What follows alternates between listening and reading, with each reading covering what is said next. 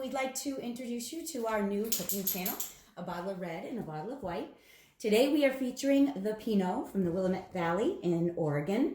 It is a soft, light, fruity Pinot that goes great with all different kinds of food. And the other one is Fernway, a Sauvignon Blanc from the Marlborough region of New Zealand. If you've ever had a New Zealand Sauvignon Blanc, you will love this one. It's light, crisp, refreshing, and again, goes great with what we're going to be making today. So today we are going to do a grilled pizza, and we're going to start by making our dough from scratch. So we're going to start with a 1/4 cup of warm water, just right from the tap. Give or take a little bit. Doesn't have to be perfect. And to that, we're going to add a tablespoon of fresh yeast. Now, I do not like the store-bought kind at the grocery store that comes in the vacuum-packed bottle. No, we want to go to the health food store and we want to get as fresh as yeast as we can. This yeast is phenomenal. To that, we are going to add a teaspoon of sugar. I like to use organic turbinado sugar. It just gives it a nice flavor. And then about a teaspoon of fresh sea salt. This is fine ground sea salt. We're going to mix that up with our wooden spoon. And to that, we're going to add 2 cups of King Arthur AP flour, the only kind I'll use. They are a local company out in western Vermont. And if you've ever been out there, you can take a tour, you can take a cooking class. They are phenomenal. So just 2 cups of flour added to that. Once you've mixed that up a bit, we're going to add another 1.25 cups of water. Now this pizza dough is fabulous because it freezes so well. It makes just about 2 pies. And we'll talk a little bit more about that after we've let it rise. All right, so another 1.25 cups. I'm just going to mix that all up. Now to this, we are going to add 2 tablespoons of extra virgin olive oil. And I just like to eyeball it. So I'm going to say, oh, that's about a tablespoon. And that's about a tablespoon. Mix all that up. So we've got in here right now 1.5 cups of water, a tablespoon of yeast, a teaspoon of salt, a teaspoon of sugar, 2 cups of flour, and 2 tablespoons of olive oil. Get it nice and mixed up. Now to that, we're going to add about 2 more cups of flour.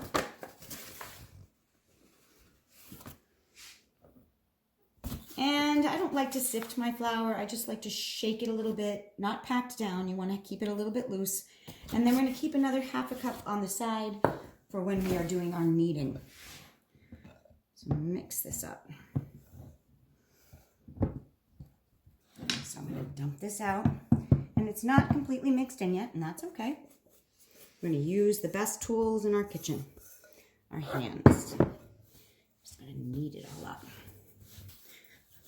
Now, one of the things I like to show people when you're kneading is you're going to use this part of your hand, the heel of your hand, to push it and then pull it back and turn it. My friend Kim and I, hi Kim is doing the filming. We are both school teachers. Kim teaches 1st grade, I teach 2nd grade, and we love to cook and we love wine. And so we decided that this was going to be a show that we're going to make.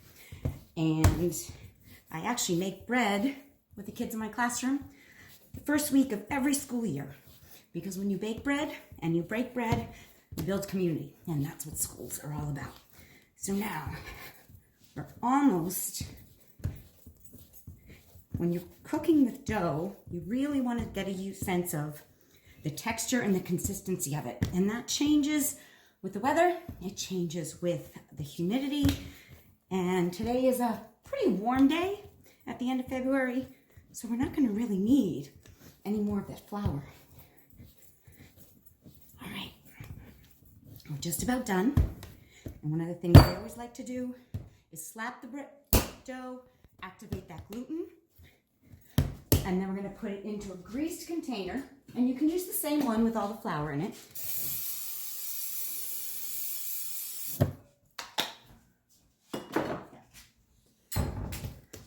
Put it in, turn it once to coat the other side, cover it with a kitchen towel,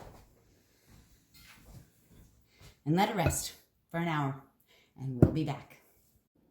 All right, so while our dough is rising over there, we have to give it about an hour. We're gonna make our toppings for our grilled pizza. It's gonna be a white pizza. We're gonna top it with some garlic olive oil, and then we're gonna cover it with some fresh baby arugula. We're going to make a lemon zested ricotta cheese. So I have in here about 3/4 of a cup of part skim, low moisture ricotta.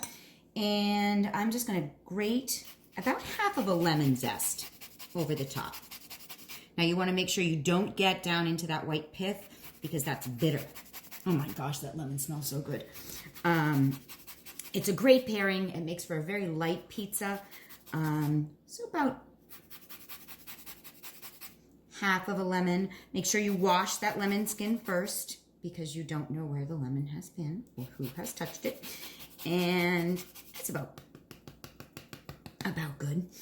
And then we're gonna add some freshly ground black pepper, maybe 1/4 teaspoon. And ricotta is very, does not have a lot of salt in it, whereas feta does. So these are some pink Himalayan salt. And I'm gonna do about, I don't know, about 1/4 teaspoon, maybe 3/8 of a teaspoon of salt. And then we're just gonna mix that up and let it sit until we're ready to dash it on top of our pizza. Now I'm gonna taste it. Just make sure that there's enough salt in it. Oh, that lemon is so good. It does need a little bit more salt. I'm gonna mix that up. And this lemon will go so nicely with that peppery arugula. And then the other thing that we're gonna top it with is we're gonna actually use some shaved asparagus. So again, I've got my asparagus. I'm just gonna rinse them real quick. And we're just gonna take our regular vegetable peeler. I've cut off the woody ends. I'm just gonna take my vegetable peeler and I'm just gonna shave it right into this bowl. I've got about 5 stalks here, and I'll give it it's kind of getting all over the place, but that's okay.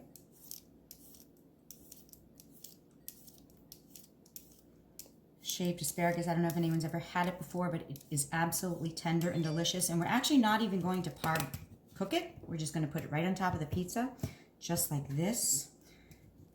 And we're gonna do a couple more. And while I finish these up, we are going to take a little break. And when we come back, our dough should be ready and we'll get ready to start grilling our pizza. All right, we'll see you soon. All right, so our dough has rested for an hour. As you can see, it's got a lot of air in it. We're gonna turn it out onto our board and put that aside. Now this dough makes, like I said earlier, 2 pies. What I like to usually do is cut it into, so there would be our 2 pies. But I'm actually gonna cut it into 4. These, I'm gonna save for later. Just put them back in my little bowl over here. And I'm gonna make 1 pie with this 1 piece here. Okay, so I'm gonna take a little bit of flour, I'm gonna roll it out. Use the weight of the dough to help stretch it. And again, you're gonna use the heel of your hand to spread it out. And then what we're gonna do is put it onto our peel, which is right over here. I've dusted my peel with a little bit of cornmeal to keep it from sticking, and also to give it that nice pizza taste. So I'm gonna put it right on there like that. It's okay if it hangs off. Then we're gonna take our garlic olive oil and we're gonna generously spread it on here. okay? Using your hands. Spread it around. I've got the grill up to about 450 degrees.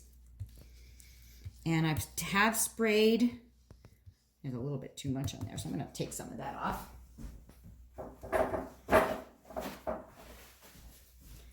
We don't want it too oily. And now we're going to take this outside to the grill, and we're going to throw it on there. So we're going to open up our grill, and I'm going to put it right onto that grill. Now this is going to take just a few seconds. We're going to close the grill, and we're going to give it just a few minutes, and we'll get ready for the rest of it.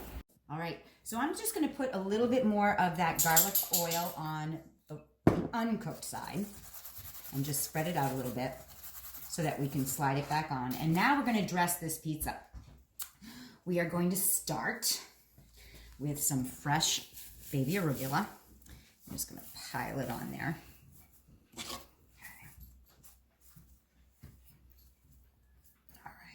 And then if you remember, we had the lemon zested ricotta, and we're just going to dollop it on here. So we're going to put a little dollop over here and a little dollop. Remember, there's about 3/4 of a cup of the ricotta. Oh, can you smell that lemon, Kim? Mm-hmm. Oh my gosh, amazing. Just dollop it all around your pizza, just like so. And if you don't need to use all of it, don't use all of it, but if you want to, go for it. Okay, and then I think I'm going to do one more big one right there. And I think that's covered pretty good. Then we've got our, as we remember, our shaved asparagus. I'm just going to put that right on top. Okay, I'm going to give it a couple of turns.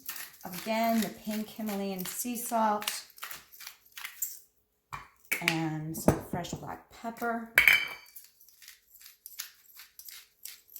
Go. And then what I have here is 3/4 of a cup of low moisture, part skim mozzarella. It's not the fresh mozzarella. There's a little bit too much moisture in it. So this is that block. This is Galbani. It's made in Italy, and a really nice mozzarella. About 3/4 of a cup, and use as much or as little as you want. And then what we're going to do actually is bring this out and put it back on the grill. We're going to grill it for another 5 to 7 minutes. And then when we come in, we're going to drizzle it with some balsamic reduction that I made earlier. And I'll tell you about that. And then we're going to enjoy our pizza. So our grill is set at 450 degrees. I'm going to slide this. Whoop! It's sticking a little bit there. I'm going to slide it right onto our grill. We're going to give this probably 5, 7 minutes, maybe 8. We'll check it in a few. And then we will finish off our pizza. All right, so our pizza is done. Look at that cheese. And we're just gonna go bring it in and finish dressing it up. Okay, and our final step is taking our balsamic reduction. I made this by pouring balsamic vinegar into a pot with a little tiny bit of honey and reducing it down until it coats the back of the spoon. So it's not too thick, but it's able to drizzle. And we're gonna just take it like this. I'm going to drizzle it right over the top of our pizza. You can make it kind of as pretty as you want. Just like that. And then we are going to slice our pizza. We'll take our pizza wheel here. And if you listen to that crisp crust.